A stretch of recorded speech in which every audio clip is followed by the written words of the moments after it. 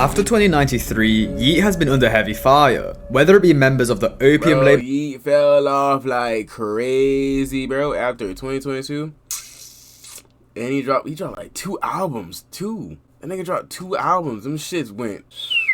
I haven't heard from him since. People attacking him online, calling him Eminem with autotune and reverb, or his own fans saying he fell off due to his recent album failing to meet expectations. As we can see, Yeat has been through a rough time in 2024. With all this recent hate, he's been previewing a lot of new music and showing off a lot of his arsenal, which some people see as bringing back the old Yeat, the white geek thug that we all know and love. However, with Yeat bouncing from this futuristic cowboy aesthetic to back to acting like a thug, one of his close friends KanKan began sneak dissing him on Twitter for what it seems like no apparent reason. I mean, these two performed at shows together, have multiple songs out together, and even recorded interviews together. So what happened, and why is KanKan trying to sabotage Yeat?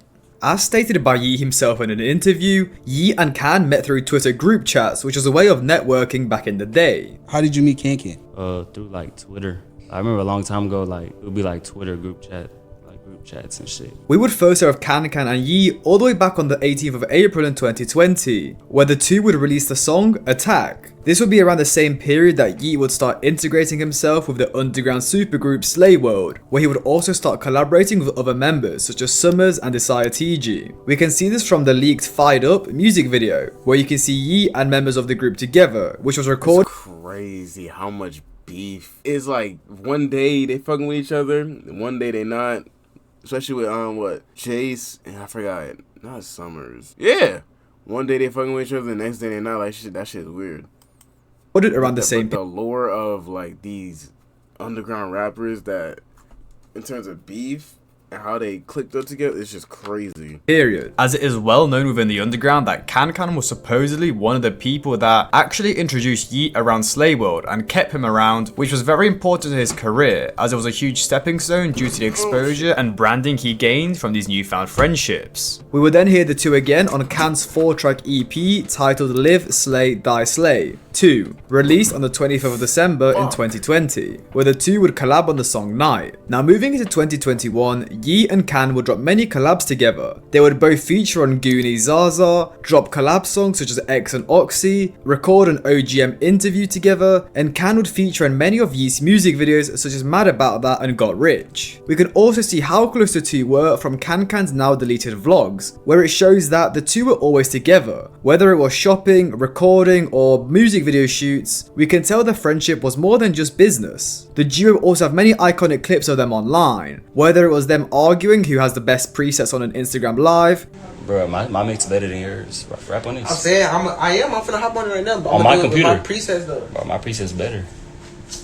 No, my shit gonna sound stupid, bro. Nah, it's gonna sound straight. It's gonna sound unmatched. Shout out Wieland. Or when Yeat brought out KanKan to many of his first shows after first blowing up. I mean, the two would even back each other in a beef with their once close friend Autumn, who they supposedly fell out with after Autumn distanced himself from them after Kan got arrested for beating his girl, where Autumn also allegedly started throwing dirt at his name.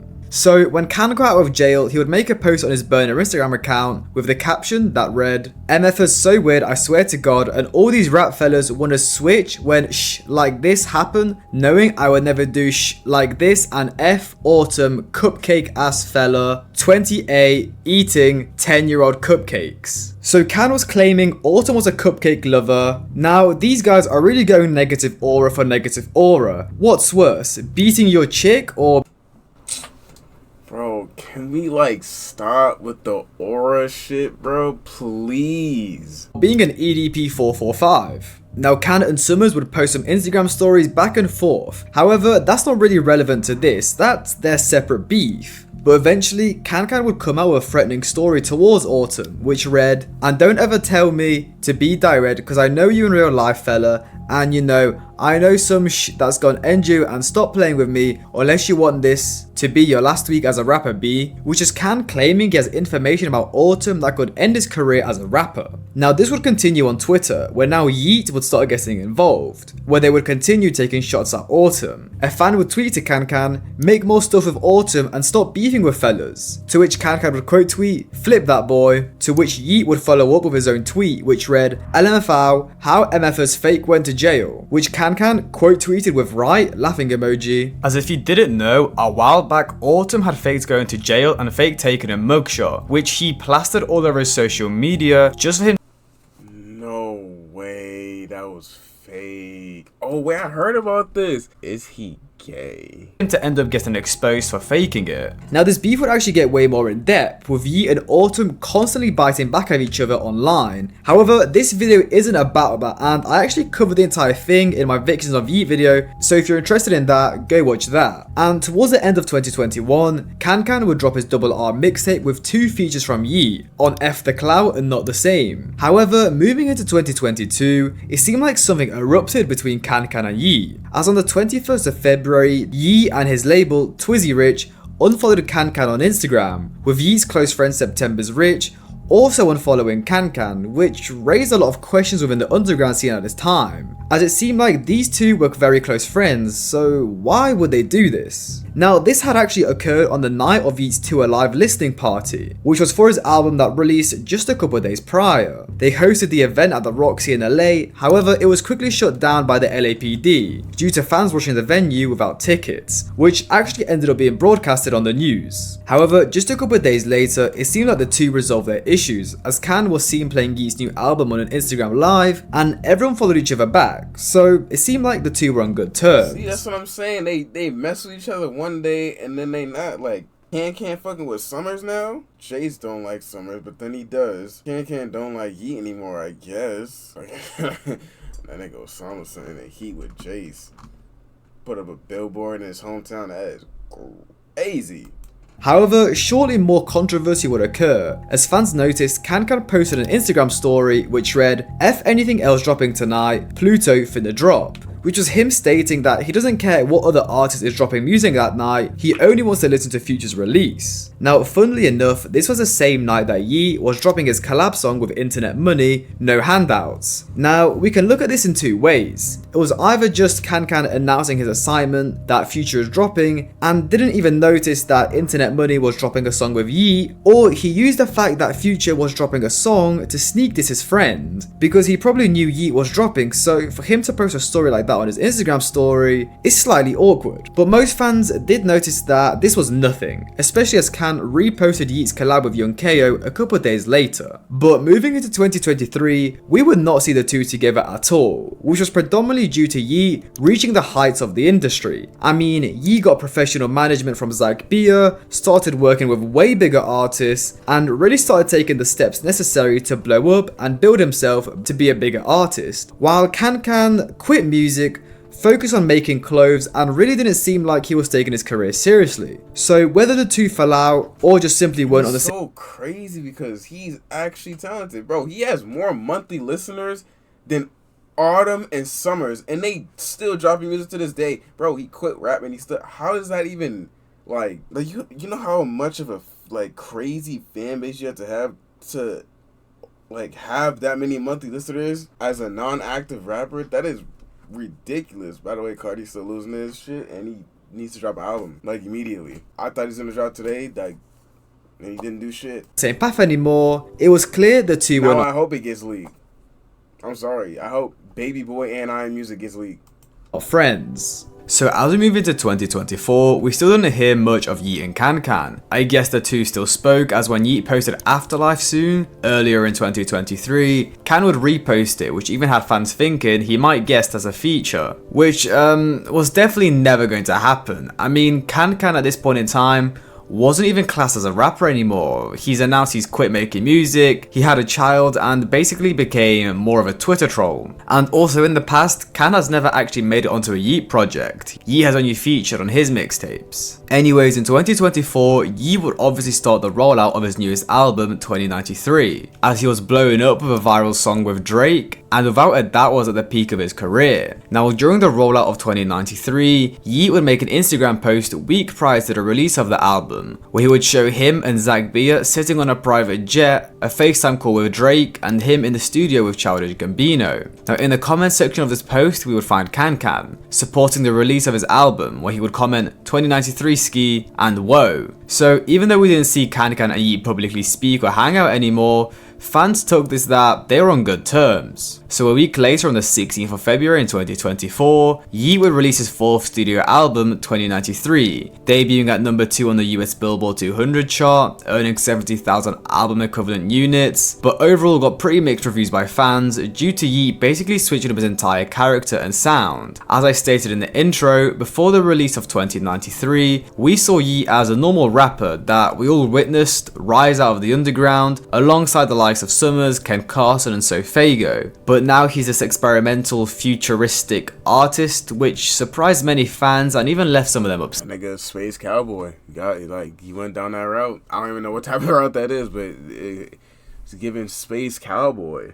What the hell? After he talking about he's soda the devil, bro, I said, nah, I'm all set on that. We with God on this, bro. Do you think? Set. Nevertheless, the album still performed extremely well and put Yeat into the spotlight. Now, it seemed like some people didn't like the fact that Yeat was becoming such a big artist, so even his own friends began turning on him. We would see this first from the Opium label, which I'm not going to cover in depth since many of you will have seen my Why Opium Are Blackballing Yeat video, but basically, the Opium affiliated producer Lil 88 started sneak dissing Yeat on Twitter, with his first tweet being, "Stop comparing my partners to this Eminem with autotune and reverb." Then his second tweet, which was lyrics of a KanKan song he produced, Me and My Cup, which read, "I don't F with these fellas like I got a disease," with KanKan and Destroy Lonely liking the second tweet from Lil 88, showing that they agree with him. Now, Yeat wouldn't directly address these sneak disses, which is normal from him, as apart from the Autumn stuff a couple of years back, Yeat basically refuses to discuss anything apart from his music on his socials and doesn't partake in any interviews. But after these disses, he would preview a new snippet titled Scary, which some people theorized was a response back to the Opium label. As in the lyrics, he says, "I'm a god, can't compare to you. You're a little ass shrimp, I'm a barracuda. It's an embarrassing comparison." Which is him just stating that he's a bigger artist than Destroy Lonely and KanKan. I mean, if we compare their album sales and their monthly listeners, Yeat is miles ahead. Now look, the entire Opium beef was odd. Not only was it weird because Ken, Lone and Yeat were all friends at one point in time, but also the reason behind the beef, with most fans theorizing online that this beef started because Yeat was white. Now, fans thought this as not only did they call him Eminem with autotune and reverb, Lil 88 also liked a comment of a fan saying, "Yeat can't rap, doesn't know anything about hip hop and is a guest." And also with the fact that with Destroy Lonely's recent album, he's been pushing this Black America branding, so it was clear Opium was not a fan of Yeat's skin color, which is kind of similar to the situation currently happening with Ian, with everyone calling him like a culture vulture and saying he sucks because he's white. But actually, since we're on the topic of Destroy Lonely and his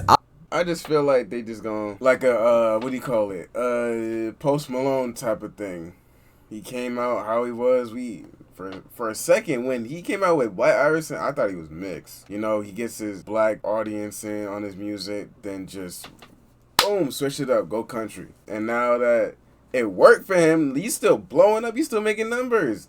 But how he started, it's just like, damn, you just gonna switch it up like that? When people, like, was actually liking it, people just feel like, I feel like people just gonna think they gonna do the same thing. I guess you can say Drake is also, because they saying he don't know anything about the black culture. And then now we got people like Yeat and Ian, just, even if they did grow up in that, they still don't, like, really get the depth of what black hip-hop is. So I feel like if they keep going the route they're going, people just gonna think they just culture vulturing, I guess, in a way. Album rollout, well, it seems like this entire thing has completely backfired on him. I mean, his fans have been completely hating the recent snippets he's been showing, and even began calling him out for lying about the drop. He then got arrested for an alleged charge against his girlfriend, and all of that combined made his fans pretty pissed off. And then he had the audacity to come out on his story and say, "Ain't near start a rollout," basically telling his fans that a rollout hasn't started and he's not near an album rollout, which was obviously completely false. So at this point in time, the hype for this album is pretty much dead, with the entire underground calling him lame and saying that no one is even excited for this project anymore. But it got even worse for him, as he was spotted with Bruce, which is cool, but then Mr. 33, who you may know as Ian Connor, where Lone ended up having a go at Bruce on Twitter for allegedly using his face for clout, after a vlog and pictures of them together made their way to the internet, in tweets that read,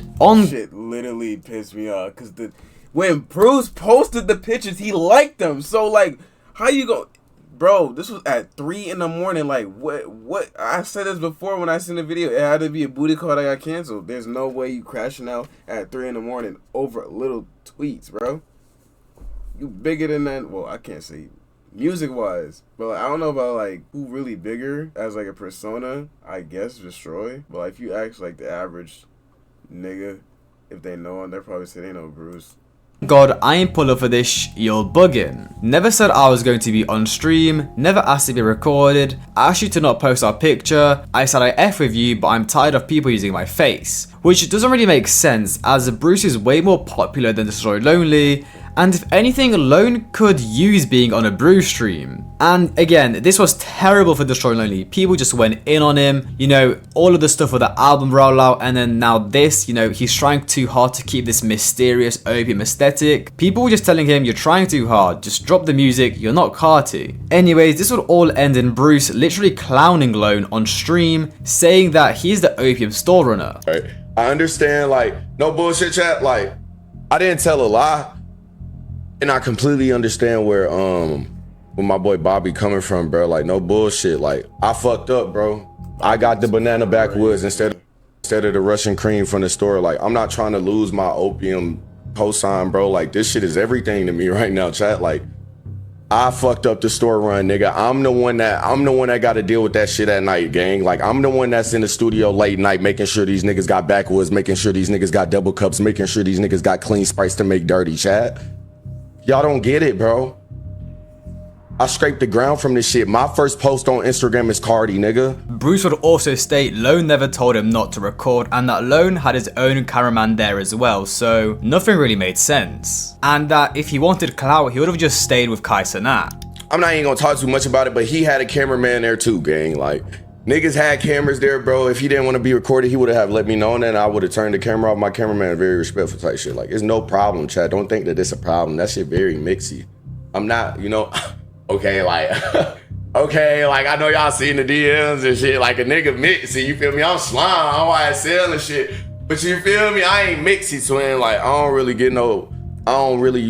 care to use people's faces for, like, you feel me, fame, bro. If that's the case, I would have stayed dick sucking Castanet. Anyways, enough of the opium lore, and now back onto KanKan and Yeat. Now, just a couple months after the release of 2093, KanKan would join in on the race war against Yeat and let out a couple tweets against him. In these now deleted tweets, KanKan said, "Fellas start making that EDM and lost his fans, now MFers trying to be buddy again." Where KanKan is referring to Yeat, as we can see from the "start making EDM," which is him pointing out the fact that on 2093 he stopped really making hip hop style music, or it was more sort of alternative hip hop. And in the second part of the tweet, MFers trying to be buddy again, is KanKan referencing the fact that Yeat is trying to befriend Summers again, who is a rapper Yeat used to associate himself with when he was still relatively underground. As Yeat would comment on a recent Summers snippet post with a muscle emoji and a helmet emoji, which honestly I'm guessing was either because the snippet sounded very similar to Yeat's heavy stunts due to the moaning ad-libs he used in the back, or because Yeat is trying to win back the underground again, which I honestly think is something Yeat should be doing, trying to integrate himself back within the underground space. He's already got... Bruh, he should have been did that, bro. Once he leveled up to the point where he just lost touch, and it feel like he gotta experiment. Like you could have just kept the same sound you had the whole time. Or what made you blow up in the first place. That's why I'm going back to, like, they don't really know about, like, black hip-hop. They don't know what sound they should stick with. They just go off what they see and what's popping and try to, you know, copy that, and it's just like when it actually works, they're like, whoa, what the fuck? What do I do now? I don't know, like, and then they start pointing out bullshit. Gone super mainstream and literally out-rapping Drake on his own album, and already has multiple And they end up doing a whole nother genre because it just don't work. Billboard hits. It's really the underground fans he's losing, so him trying to be cool with Summers again was simply a smart move from Yeat, but it's clear KanKan wasn't happy with it. KanKan will then put out another tweet. When will you realize that formula will never work? Using black, then make white music, then go back to black when MF is not F with it. It only works with Post Malone, that's it. Oh my gosh. I literally, I've been saying that. Bro. Post Malone is a prime example of that. But I was like iffy, I'm like adding Drake, but like, that whole mixed up too, but like a pure white man that did that, that's the only one that worked for it.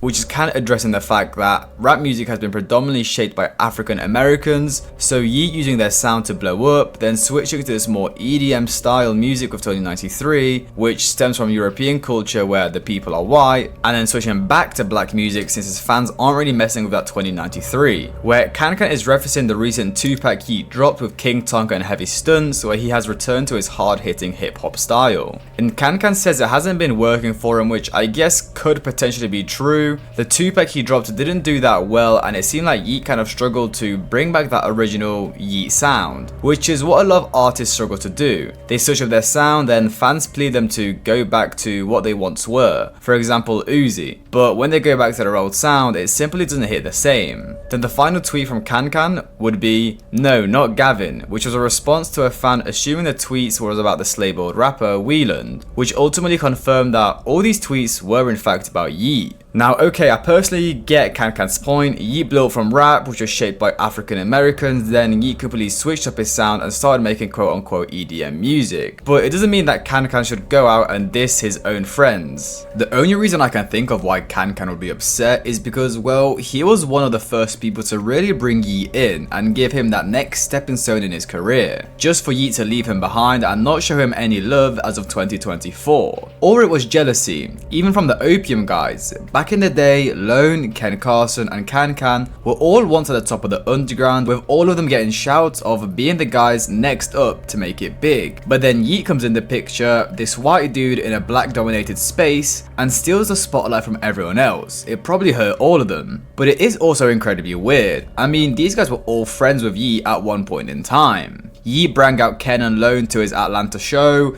dropped music with them and shot an Icebox video with them. Then KanKan and Yeat, well, I've just explained their entire relationship in this video. Two super close friends when they were on the come up in 2021. And now as of 2024, all of those people have completely switched up on him, which is super odd. But there was one more close friend of Yeat who also decided to turn on him, who some people even may know as Yeat's sidekick, the infamous September's Rich. To the outside, everyone kind of, you know, we haven't really seen you guys together. What have you guys had like a little falling out? Nah, bro, you gotta, nah. I heard about him. How Yeat was literally covering his ass through everything, but he would start crashing out and doing all this extra stuff. His music's ass. Like, literally, too. Like, hey, crashing out, having your own mans pay for everything, and you not even, like, it felt like to Yeat, he was bringing him down, and he had to let him go. He won't admit it, though. Bro, sneak dissed him and try to apologize. You gotta stand on that. All right, next question. So after all those tweets from KanKan, Kan would actually end up following Sep on Instagram, which is really just a sign that these two are coordinating an attack on Yeat. As shortly after, Sep himself would post a story aimed at Yeat, which read, "Collecting weapons and capping about trapping, fire image. These people need coloured skin around them to look cool lol. Can't even work a digital scale, never cop no peas, straight flex everything I did. Where's the proof you dismember?" Saying this with Diddy on your screen is crazy. I know you're not watching it, but could have did a better, like, picture. He's staring in my soul. Which is first, Sep poking fun of Yeat for starting this Instagram page where he shows all of his weapons and saying sarcastically that Yeat has a fire image. Overall, calling him a cap rapper, which honestly, if he's trying to diss Yeat, he's also accidentally hurting his newfound buddy, KanKan, as before this music stuff we all know KanKan wasn't so gangster himself. Sep also stated, these people need colour skin around them to look cool, which is Sep stating that for Yeat to keep up this thug aesthetic, he needs people who have that kind of image as well as his friends. Then the final statement from Sep, can't even work a digital scale, never cop no peas, straight flex everything I did, where's the proof you dismember? Which again is Sep making fun of Yeat that he can't even trap and just showed off everything Sep got for him. And also claiming Yeat isn't this gang member that he says he is, which I don't think Yeat really says that. Yeat's more of this geeker drug addict. Now honestly, most of this stuff just seems like jealousy, because I know for a fact if Yeat wasn't as big as he is right now, they would not all be trying to take him down. I mean, I just know September's Rich is doing this all for clout as he's currently incredibly down bad. As just a couple of days ago, he was trying to sell vapes on his Instagram story, which is a huge downgrade compared to the lifestyle he was living with Yeat. So the truth is, and I hate to say it, but it seems like Yeat's entire circle is full of backstabbers and people who want to leech off his success. Lone, Ken, Autumn, KanKan, September's Rich, and Nextall. Literally. Oh my gosh, 3 fucking hours. Jesus. Damn, I asked my friends if they want to play Roblox and they told me no.